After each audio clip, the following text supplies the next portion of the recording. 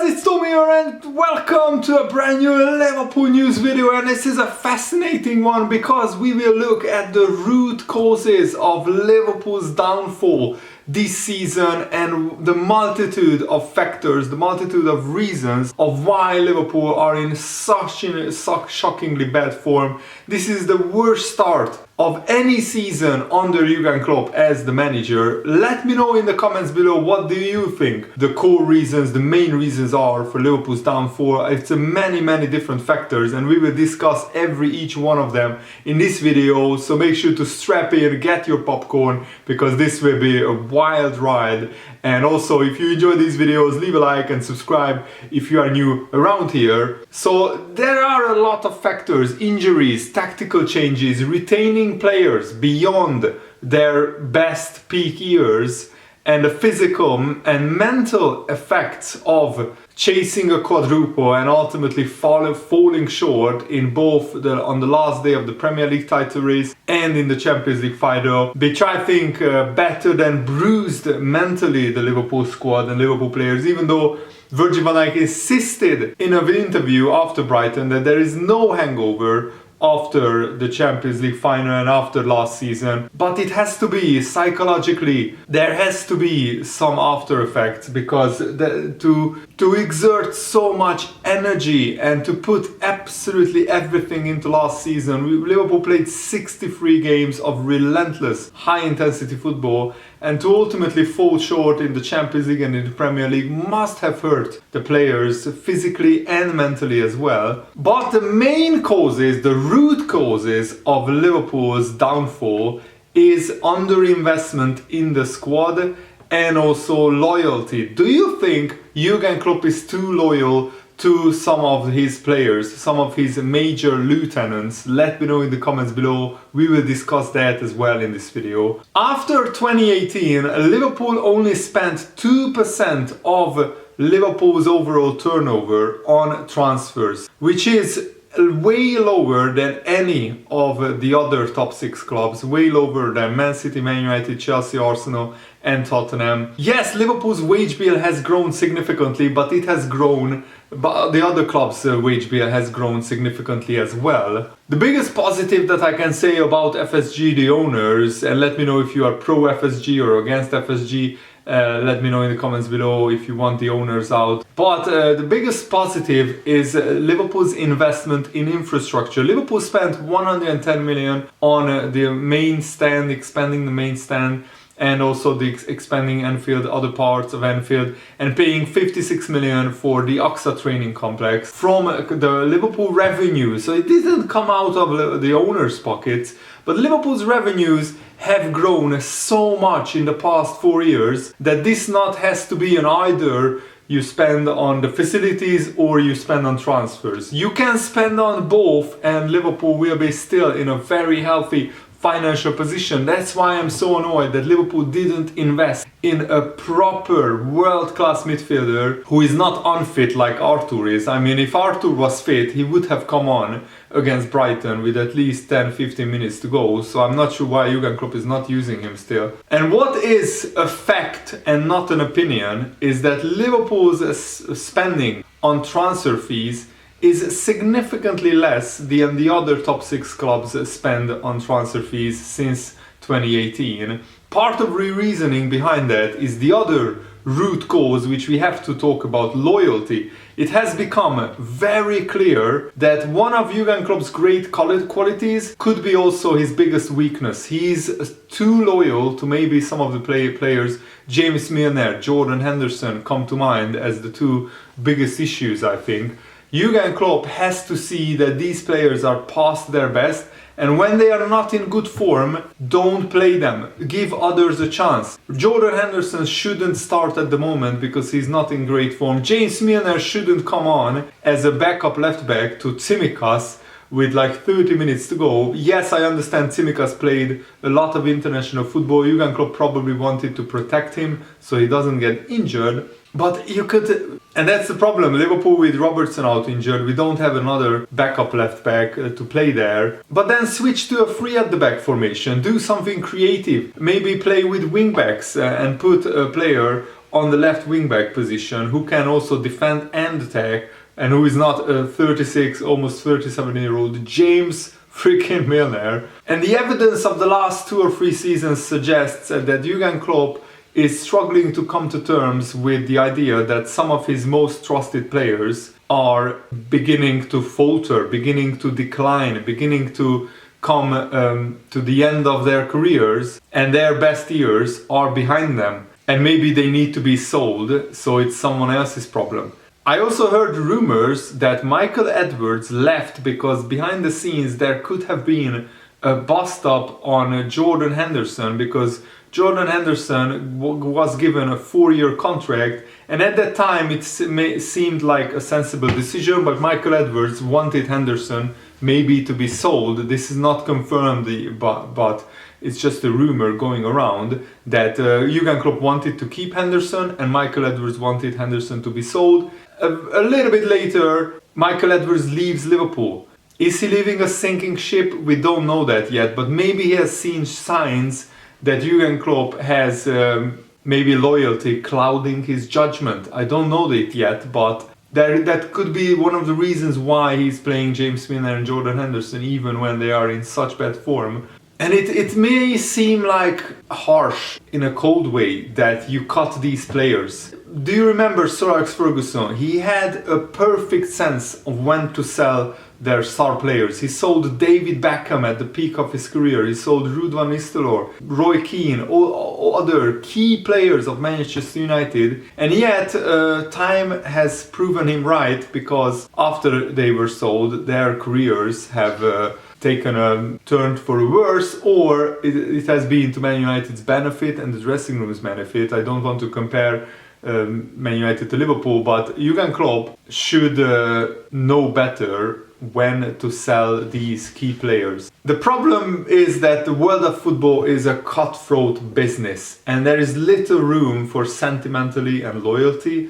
like this, as harsh as it may seem. And also it's very important maintaining elite levels of performance to maybe get rid of players who are past their best. Man City are an absolute elite level of football, and if Liverpool want to match that, then we have to pretty much get every decision perfectly, because we don't have the financial backing of an oil state, obviously. Also, an inconvenient truth is that Jurgen Klopp is one of the most demanding managers in world football, and to play under him for 4 or 5 years is intensely grueling, and it's intensely taxing both mentally and physically. And maybe some of these players are showing signs of burnout, as well as maybe some of the players are getting too old and their legs are going. The Premier League is the most intense, most relentless, most physically demanding league, and it's ruthlessly showing any flaw that the team has, and at the moment Liverpool have a lot of them, sadly. And this all makes it very important to have a healthy turnover of players. You have to sell some of your older players, and you have to bring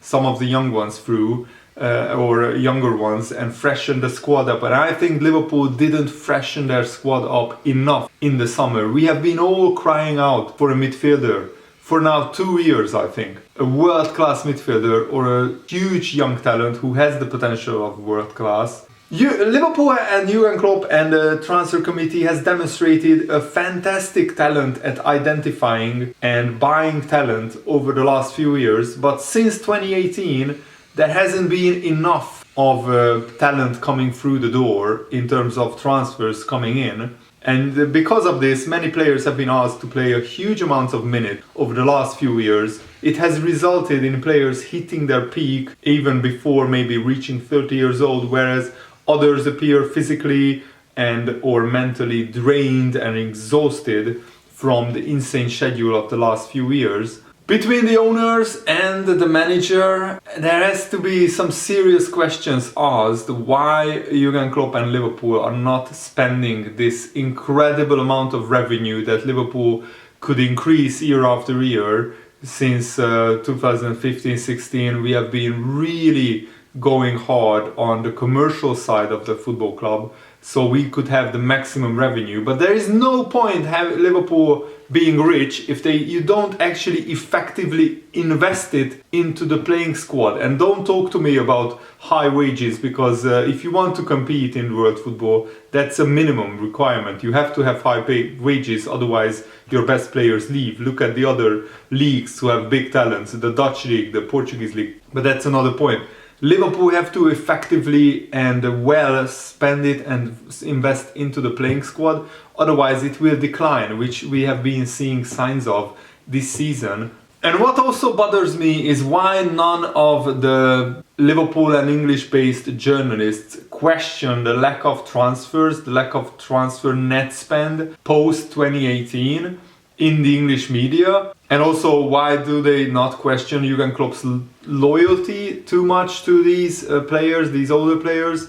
Also, why do they not question Liverpool having the most injuries 2 out of the past 3 seasons? There has to be something going on in the medical department as well, or maybe Liverpool and Jurgen Klopp are overtraining players, overexerting them physically, because it just can't seem right that Liverpool started the season with 10 injuries, but you don't see that in English media any time soon. And I think it's a modern problem that too many journalists are too afraid of getting their access to Liverpool FC being revoked if they question the club too much, if they write too many harsh things about the owners, about how Liverpool FC are run, how the decisions are being made. If they criticize the club too much, their access might be cut off. They might not be welcome to press conferences anymore. They might not get inside information from the press side of Liverpool FC, and that makes the journalists not properly doing their job, basically, not writing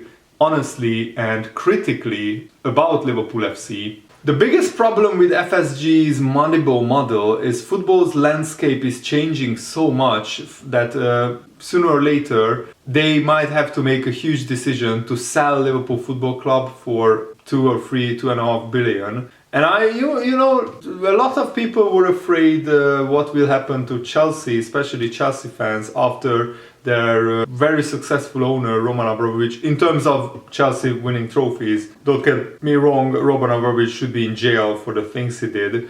But on the football pitch, Chelsea were their most successful under him as an owner. There is no denying it. So the new owner, a lot of Chelsea fans were worried, but he has spent 280 million in one transfer window to really beef up the Chelsea squad. And I think the football landscape is nowadays changing into a direction where the clubs who spend the most money, 80% or 70% of them, will end up at the top of the league that they are in, and also they will end up in the Champions League semi-finals, quarter-finals, or the final. Look at PSG, look at Man City. Man United are a good example of how not to spend a lot of money, because they spend as much as Manchester City and they have been an absolute disgrace compared to the spending, the output that Man United put out in the last few years on the football pitch. But if the owners don't have the money or they don't have the willingness to spend Liverpool's incredible revenues, then they should sell the club to a more ambitious owner who wants to win as many trophies as possible. This will be a big crossroads for Liverpool, and what happens this season will largely determine on what happens in the summer as well. Because if Liverpool, God forbid, I don't want to even think about it, but if Liverpool finish outside of the Champions League places this season, it will be devastating for Liverpool's hopes of recruitment, the best and biggest talent. Who would want, I mean, if you are Jude Bellingham, and you can pick from Real Madrid, Chelsea, Man City, Liverpool, and Liverpool are not in the Champions League, I don't think he will pick Liverpool. So that's just one example of many that I could give you. The biggest problem, I think, is FSG's net spend over their 12-year ownership is like 15 million per season, which is really, really low if you consider that Liverpool are one of the biggest clubs in the world. Commercially, we are only on par with Manchester United, and only Man City are ahead of us, but they know, you know, that they have fake sponsorship deals, so they don't really count. And we are getting closer to the revenue levels of Real Madrid and Barcelona, who are like the elite, the richest clubs in the world when it comes to generating money from all kinds of revenue streams. For a club of this size, of Liverpool Football Club, with the success that we had, 3 Champions League finals in 5 years, 3 Premier League titles could have been if it wasn't for Manchester City, but we finished twice 1 point behind Man City, and once we won the Premier League. So this is the most successful era of the past 30 years of Liverpool. Yet we spent £15 million net spend in 1 season. That's not sustainable in today's financial climate, today's football world, in my opinion. And I really hope that the FSG will back Liverpool and Jurgen Klopp, and we will sign a proper midfielder in January, because next summer might be a little bit too late. Let me know what do you think about this. I just wanted to analyze and deep dive into all the reasons why Liverpool are in a state of decline at the moment. We have to admit, and we have to be brutally honest, and that's what I like to do on this channel. Thanks for watching, guys. Leave a like if you enjoyed this. Have a nice day. See you later. Goodbye.